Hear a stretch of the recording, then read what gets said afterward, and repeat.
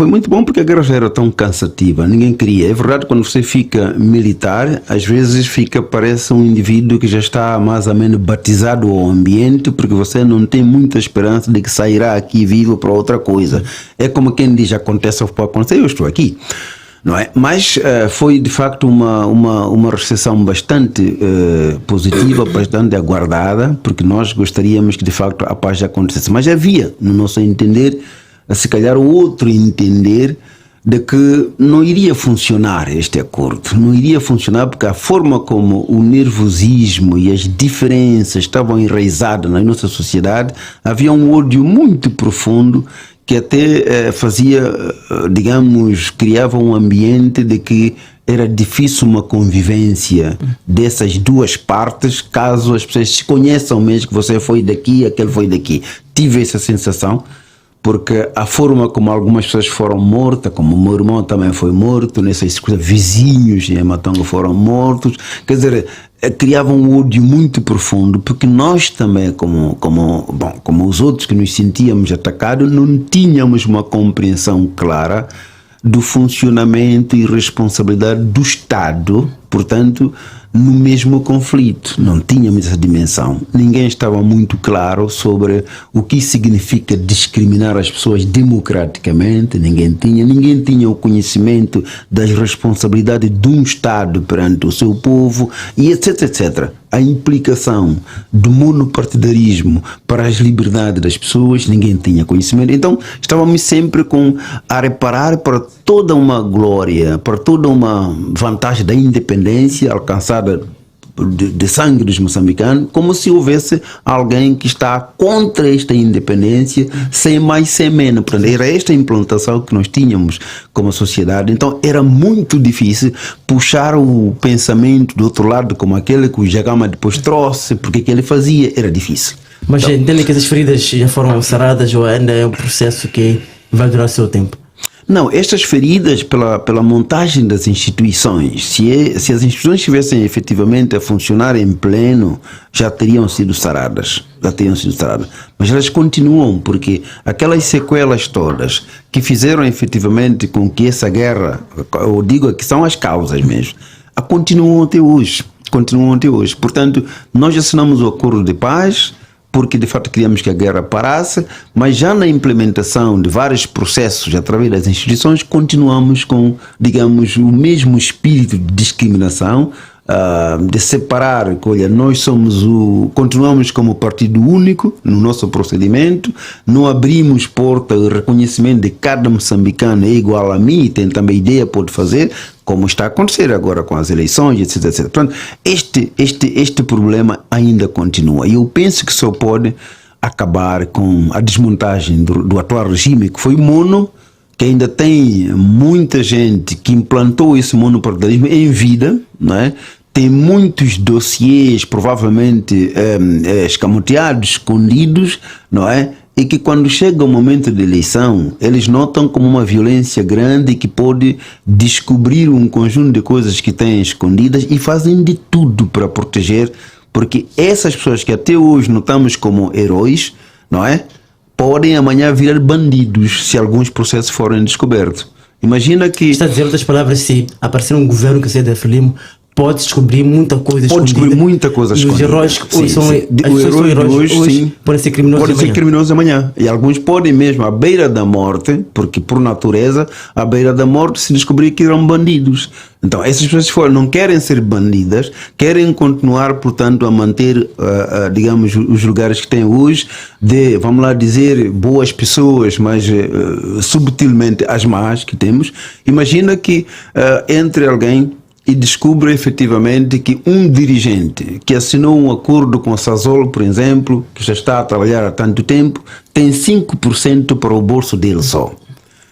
E você descobre que o próprio Estado tem se calhar 1%, 0,4% ou 2% do que devia ganhar.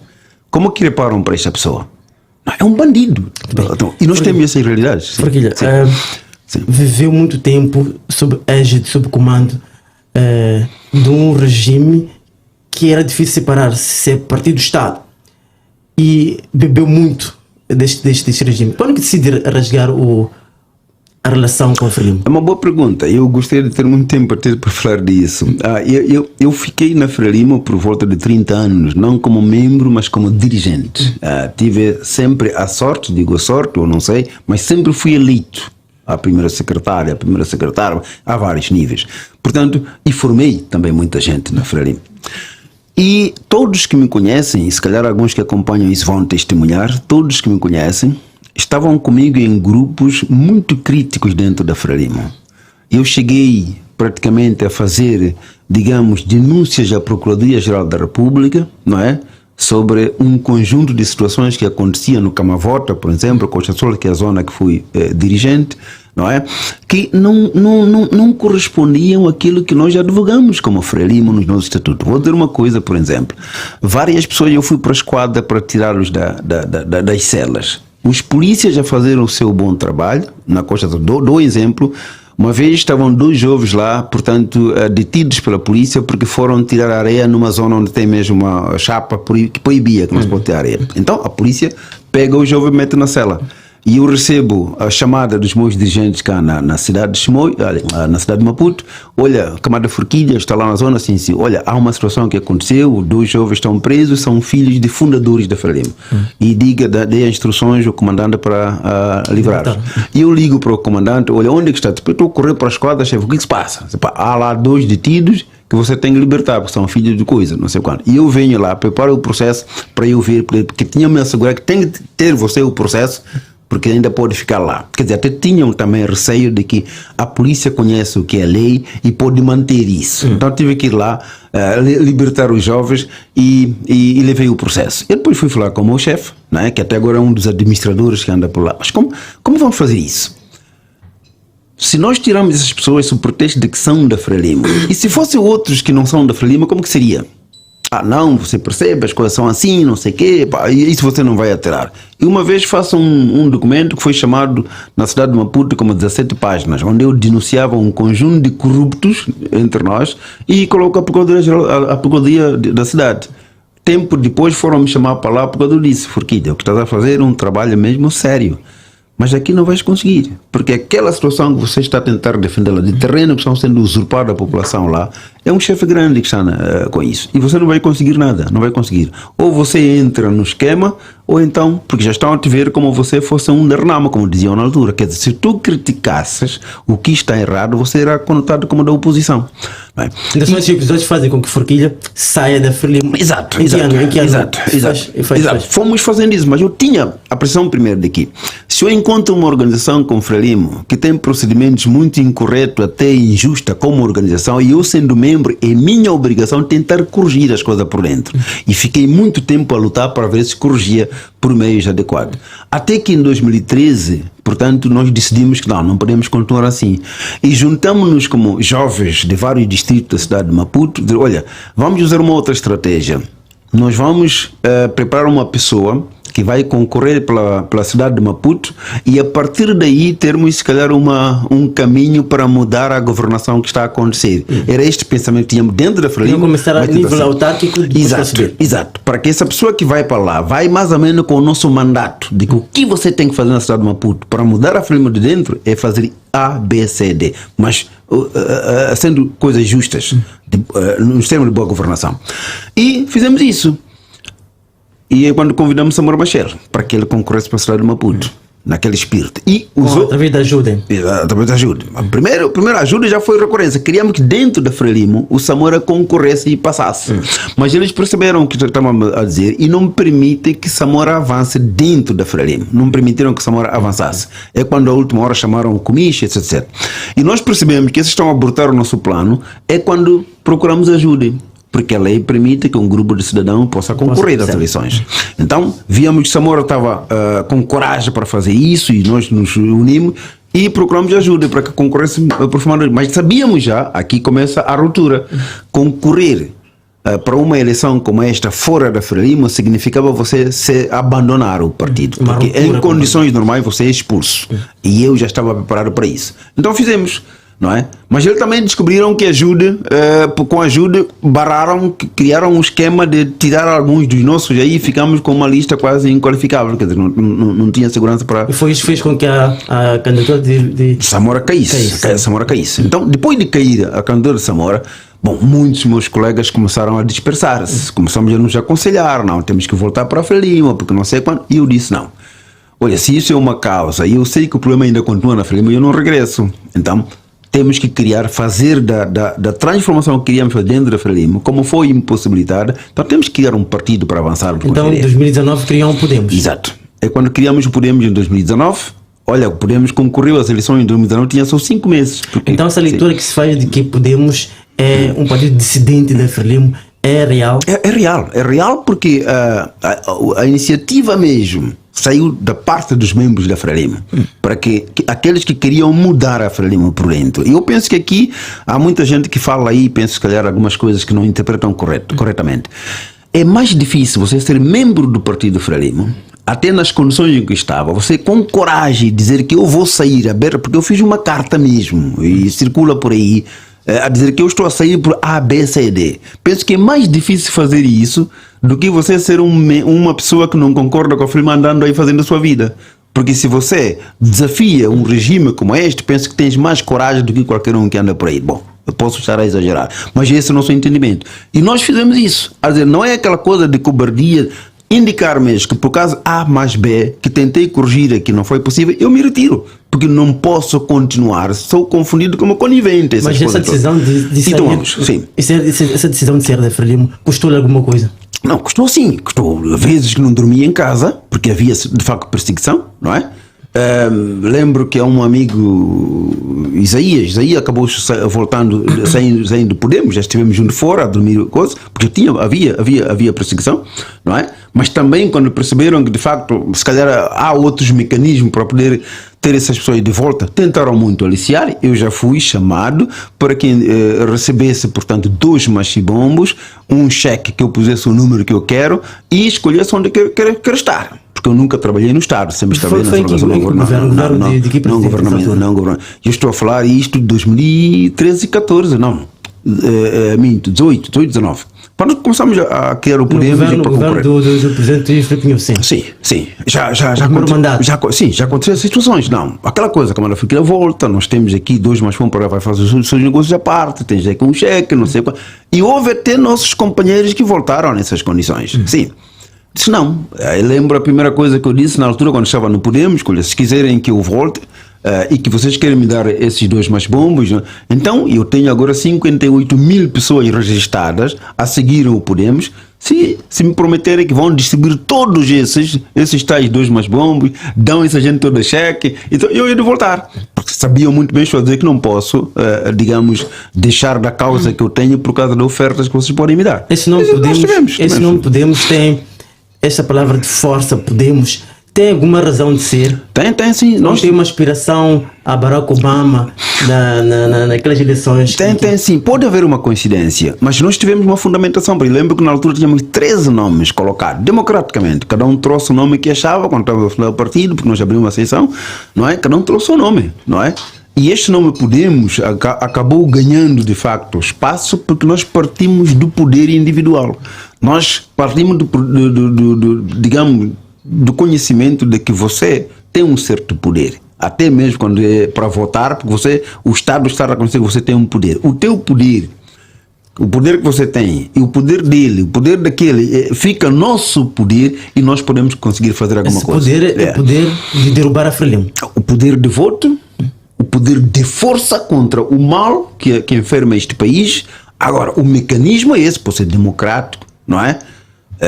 Porque estamos num sistema democrático, mas também, como estamos a dizer, a democracia, se não resolve esses problemas, temos que encontrar outros mecanismos. Mas a verdade é que, unidos, nós temos um poder. E é por isso que optamos por colocar. Veja que primeiro procuramos o poder, o Podemos. Então dizemos o quê? O que então significa o Podemos? Qual é a designação mesmo? É quando fomos procurar povo otimista, nós somos otimistas, para o desenvolvimento de Moçambique.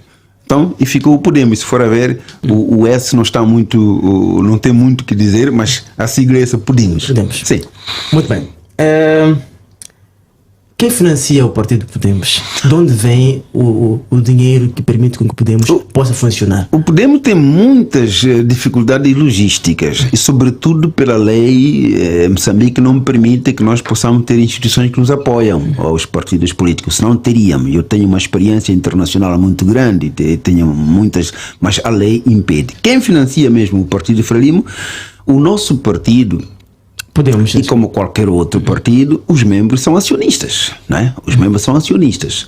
Portanto, tudo que fizemos ao longo dos últimos 5 anos é fazer com que os membros sintam que o partido lhes pertence e tudo depende efetivamente dele. Todos os outros que possam nos apoiar, hão de nos apoiar por ver como que nós efetivamente estamos organizados, como que nós gerimos democraticamente o país, aquilo que chamamos em termos científicos sustentabilidade programática, sustentabilidade institucional, e daí depois vem a sustentabilidade financeira. Portanto, são os membros, de facto, que criam condições para o Podemos.